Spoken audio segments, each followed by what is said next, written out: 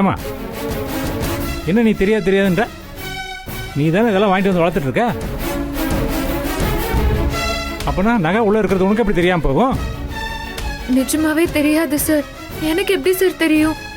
பாருங்கம்மா, எல்லா திருட்டு வேலையும் செஞ்சுட்டு எவ்வளவு தைரியமா எனக்கு தெரியாதுன்னு சொல்றா பாருங்க. இருங்க இருங்க இருங்க, எல்லாரும் கொஞ்சம் அமைதியா இருங்க. நினைச்சேன் மனசு கொஞ்சம் ரிலாக்ஸா இருக்கும். போய் உனக்கு பிடிச்ச செடியை வாங்கிட்டு வந்து வளன்னு நான் தான் காசு கொடுத்து அனுப்புனேன். கல்யாணம் தான் கூட போயிட்டு வந்தான். ஐயா அது இல்லைங்கய்யா, எனக்கு கொஞ்சம் வேலை இருந்ததுனால நந்தினி கூட ரேணுகா அனுப்பிச்சு விட்டேன்யா. ஆமாங்க ஐயா. நம்ம வீட்ல இருந்து நேரா போனா ஒரு பிள்ளையார் கோவில் வரும் இல்லையா, அது பக்கத்துல செடியெல்லாம் வித்துட்டு இருந்தாங்கல்ல, அதுல இருந்து தான் வாங்கிட்டு வந்தோம். நேத்து தான் போய் வாங்கிட்டு வந்திருக்கா. அதுக்குள்ள அதெல்லாம் நகை இருக்கு. வச்சது நந்தினின்னா எப்படிமா? வேற எப்படி சொல்றீங்க? வீட்ல நகையெல்லாம் திருட்டு போகும்போது வீட்ல இருந்தது இவ ஒருத்தி தான். இவ சொன்ன மாதிரி திருடங்க தான் வந்து திருடுனதா சொன்னாலும் அப்பவும் இவ ஒருத்தி தான் இந்த வீட்ல இருந்திருக்கா. இவ சொன்னதுதான் இத்தனை நாளா நீங்க நம்பிட்டு இருந்தீங்க. இப்போ திடீர்னு அந்த நகையெல்லாம் தொட்டிக்குள்ள இருக்குன்னா என்ன அர்த்தம்? என்ன பொறுத்த வரைக்கும் இந்த வீட்டுக்குள்ள திருடெல்லாம் வரல. அதையும் மீறி திருடங்களே வந்து எடுத்திருந்தாலும் அதையும் இவதான் ஏற்பாடு பண்ணிருக்கா. நகையெல்லாம் இங்க இருந்து திருடி அத ஒரு இடத்துல பதுக்கி வச்சிருக்கா. இப்ப குட்டு வெளியில வந்ததும் நான் இல்லன்னு பதறா. அவ்வளவுதான் நடந்திருக்கு. அம்மா அப்படியெல்லாம் இல்லம்மா. நான் அப்படிப்பட்ட பொண்ணே இல்லம்மா. நான் எதுக்குமா திருட போறேன்? எனக்கும் இதுக்கும் எந்த சம்பந்தமும் இல்லம்மா. ஏய் நடிக்காத. சரி அப்படின்னா என்னோட ஒரு கேள்விக்கு மட்டும் பதில் சொல்லு. இந்த தொட்டிக்குள்ள எப்படி இந்த நகையெல்லாம் வந்துச்சு? எனக்கு எப்படிமா தெரியும்? ஏய் செடி வாங்கினவன் நீ தானே, அப்புறம் உனக்கு தெரியாம வேற யாருக்கு தெரியும்? அக்கா,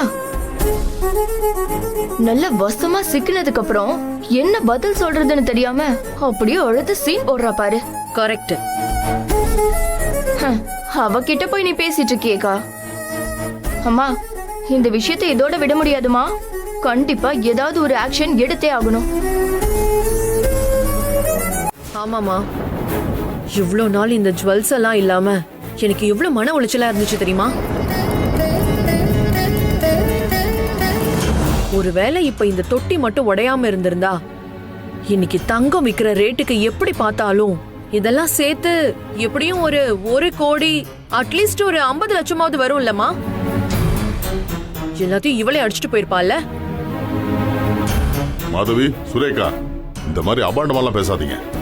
பா, இவர் ஒருத்தர். தொட்டிக்குள்ள நகையை பார்க்கும்போது எனக்கு நான் அதிர்ச்சியா இருந்தது. அதை பத்தி அப்புறமா விசாரிப்போம். அதுக்கு முன்னாடி நந்தினி தான் எல்லாத்தையும் செஞ்சான்னு நீங்களா ஒரு தீர்ப்பெல்லாம் எழுதாதீங்க.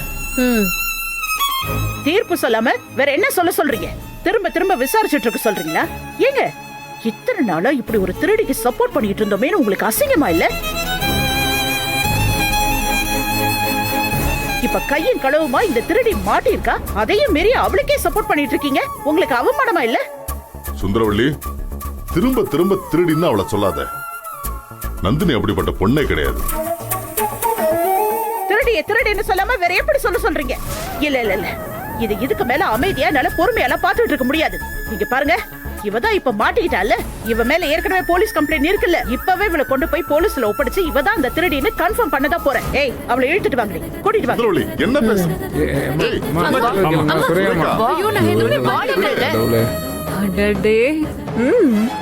சொல்றல்ல, வான்னு சொல்றேன்ல. என்னம்மா நீங்க? ஏய் சுரேகா, சொல்ல கேட்க மாட்டேங்கிறீங்களே. வா.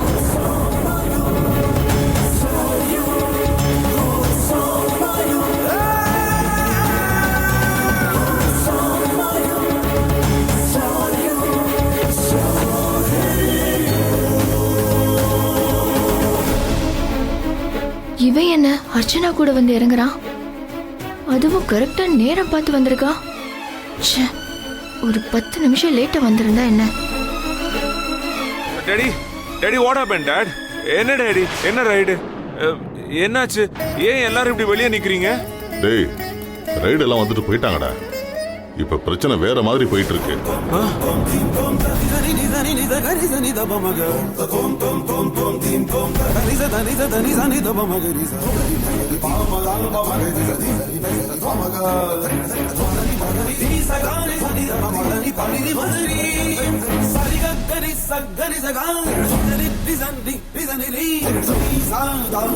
எது நந்தினியா? என் நந்தினி மேல திருட்டு பழி போட்டு போலீஸ்க்கு போறாங்களா?